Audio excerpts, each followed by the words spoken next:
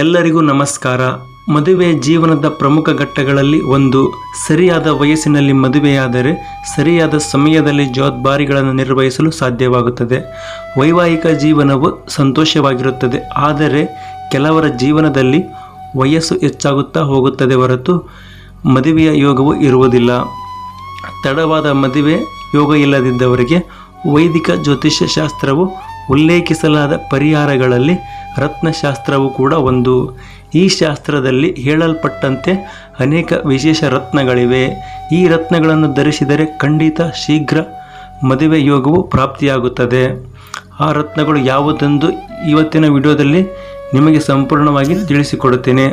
ಅದಕ್ಕಿಂತ ಮುಂಚೆ ಈ ನಮ್ಮ ವಿಡಿಯೋದಲ್ಲಿ ಬರುತ್ತಿರುವಂಥ ಗುರೂಜಿಯವರ ನಂಬರ್ಗೆ ಕರೆಯನ್ನು ಮಾಡಿ ನಿಮ್ಮ ಸಕಲ ಸಮಸ್ಯೆಗಳನ್ನು ಕೂಡ ಹೇಳಿಕೊಳ್ಳಿ.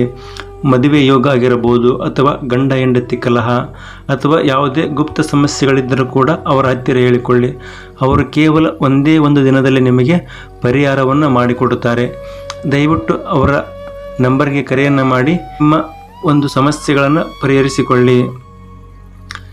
ಗೋಮೇಧವನ್ನು ಧರಿಸುವುದರಿಂದ ನಿಮ್ಮ ಕುಂಡಲಿಯ 5ನೇ ಮನೆಯಲ್ಲಿರುವ ರಾಹುವು ಬಲಗೊಳ್ಳುತ್ತಾನೆ. ಈ ಕಾರಣದಿಂದಾಗಿ ನಿಮ್ಮ ಜಾತಕದಲ್ಲಿ ಮದುವೆ ಸಾಧ್ಯತೆ ಹೆಚ್ಚಾಗುತ್ತೆ. ಇನ್ನು ರಾಹುವಿನ ಅಡ್ಡ ಪರಿಣಾಮಗಳು ಕಡಿಮೆಯಾಗಲು ಪ್ರಾರಂಭಿಸುತ್ತವೆ. ಶೀಘ್ರ ಮದುವೆ ಮಾತ್ರವಲ್ಲದೆ ವೈವಾಹಿಕ ಜೀವನದಲ್ಲಿ ಕಂಡುಬರುವ ಸಮಸ್ಯೆಗಳನ್ನು ನಿವಾರಿಸಬಹುದು. ರತ್ನಶಾಸ್ತ್ರದಲ್ಲಿ ಪುರುಷರು ಮತ್ತು ಧರಿಸುವಂತೆ ಸೂಚಿಸಲಾಗಿದೆ. ಮುತ್ತಿನ ಉಂಗುರದ ಧಾರಣೆಯಿಂದ ಸುಂದರವಾದ ಹಾಗೂ ಸೂಕ್ತವಾದ ಜೀವನ ಸಂಗಾತಿಯನ್ನು ಪಡೆಯುವಿರಿ. ನಿಮ್ಮ ದಾಂಪತ್ಯ ಜೀವನವು ಸಂತೋಷ ಹಾಗೂ ಆನಂದದಲ್ಲಿ ಕಳೆಯುತ್ತದೆ ಎಂದು ಹೇಳಲಾಗುತ್ತದೆ. ಇನ್ನು ಮದುವೆ ಆಗದವರು ಮುತ್ತಿನ ಧಾರಣೆಯನ್ನು ಮಾಡಿದರೆ ಸರಿಯಾದ ವಯಸ್ಸಿನಲ್ಲಿ ಮದುವೆ ಯೋಗವು ಕೂಡಿ ಬರುತ್ತದೆ. ಶನಿಯ ಅಧಿಪತ್ಯವಿರುವ ರಾಶಿಯವರು ನೀಲಮಣಿಗಳನ್ನು ಧರಿಸಿದರೆ ಉತ್ತಮವೆಂದು ಹೇಳಲಾಗುತ್ತದೆ. ಈ ರಾಶಿಗಳೆಂದರೆ ಮಕರ ರಾಶಿ ಹಾಗೂ ಕುಂಭರಾಶಿ. ನೀಲಮಣಿಯನ್ನು ಧರಿಸಿದರೆ ಶನಿದೇವನು ಸಂತುಷ್ಟನಾಗುತ್ತಾನೆ. ಜೊತೆಗೆ ಧರಿಸುವಂಥ ವ್ಯಕ್ತಿಯ ಜೀವನದಲ್ಲಿ ಸಂತೋಷವನ್ನು ನೀಡುತ್ತಾನೆ. ಹಳದಿ ನೀಲಮಣಿ ಮಹಿಳೆಯರಿಗೆ ಒಳ್ಳೆಯದು ಎಂದು ಹೇಳಲಾಗಿದೆ. ಅದರಲ್ಲೂ ವಿಶೇಷವಾಗಿ ಮದುವೆಯಲ್ಲಿ ವಿಳಂಬವನ್ನು ಎದುರಿಸುತ್ತಿರುವ ಮಹಿಳೆಯರಿಗೆ ಉತ್ತಮ. ಹಳದಿ ನೀಲಮಣಿ ಧರಿಸುವುದರಿಂದ ಮಹಿಳೆಯರ ವೈವಾಹಿಕ ಜೀವನದಲ್ಲಿ ಆಗುತ್ತಿರುವಂತಹ ಸಮಸ್ಯೆಗಳು ಕೂಡ ದೂರವಾಗುತ್ತದೆ. ಆದರೆ ನೆನಪಿನಲ್ಲಿಡಬೇಕಾದ ವಿಷಯವೆಂದರೆ, ನೀವು ತುಲಾ ಅಥವಾ ವೃಷಭ ರಾಶಿಯವರಾಗಿದ್ದರೆ ನೀವು ಹಳದಿ ನೀಲಮಣಿ ಧರಿಸಬಾರದು. ಮದುವೆಯಲ್ಲಿ ವಿಳಂಬವನ್ನು ಎದುರಿಸುತ್ತಿದ್ದರೆ ಮಾಣಿಕ್ಯವನ್ನು ಧರಿಸಿದರೆ ಕುಂಡಲಿಯ 7ನೇ ಮನೆಯಲ್ಲಿ ಸೂರ್ಯನ ಸ್ಥಾನವು ಬಲಗೊಳ್ಳುತ್ತದೆ. ಮಾಣಿಕ್ಯದ ಧಾರಣೆಯಿಂದ ಮದುವೆಗೆ ಎದುರಾಗುತ್ತಿರುವ ಅಡೆತಡೆಗಳು ನಿವಾರಣೆಯಾಗುತ್ತವೆ.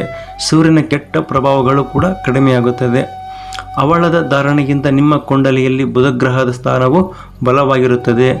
ಬುಧಗ್ರಹವು ಜ್ಞಾನ, ಬುದ್ಧಿವಂತಿಕೆ ಮತ್ತು ಕೆಲಸದ ಕೌಶಲ್ಯಗಳಿಗೆ ಸಂಬಂಧಿಸಿದೆ. ಬುಧಗ್ರಹವು ನಿಮ್ಮ ಕುಂಡಲಿಯಲ್ಲಿ ದುರ್ಬಲವಾಗಿದ್ದರೆ ಮದುವೆಯಲ್ಲಿ ತುಂಬ ವಿಳಂಬವಾಗುತ್ತದೆ. ಆದರೆ ಹವಳವನ್ನು ಧರಿಸುವುದರಿಂದ ಈ ಸಮಸ್ಯೆಗಳು ಕೂಡ ದೂರವಾಗುತ್ತವೆ.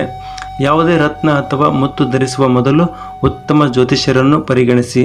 ಈ ನಮ್ಮ ವಿಡಿಯೋದಲ್ಲಿ ಬರುತ್ತಿರುವಂತಹ ಗುರೂಜಿಯವರ ನಂಬರ್ಗೆ ಕರೆಯನ್ನು ಮಾಡಿ. ಅವರು ನಿಮಗೆ ಯಾವ ರಾಶಿಗೆ ಯಾವ ಉಂಗುರ, ಯಾವ ಒಂದು ರಾಶಿ ಚಕ್ರದವರಿಗೆ ಯಾವ ಒಂದು ಗ್ರಹಸ್ಥಿತಿ ಇರುತ್ತದೆ ಎಂಬುದನ್ನು ತಿಳಿಸಿಕೊಡುತ್ತಾರೆ. ರತ್ನದ ಕಲ್ಲು ಧರಿಸುವುದಾದರೆ ರಾಶಿ ಚಕ್ರ ಚಿಹ್ನೆ ಹಾಗೂ ಜಾತಕದಲ್ಲಿ ಗ್ರಹಗಳ ಸ್ಥಿತಿಯನ್ನು ನೋಡಿ ಧರಿಸಬೇಕಾಗುತ್ತೆ. ದಯವಿಟ್ಟು ನಮ್ಮ ಗುರೂಜಿಯವರ ನಂಬರ್ಗೆ ಕರೆಯನ್ನು ಮಾಡಿ ನಿಮ್ಮ ಸಮಸ್ಯೆಗಳನ್ನು ಪರಿಹರಿಸಿಕೊಳ್ಳಿ. ಧನ್ಯವಾದಗಳು.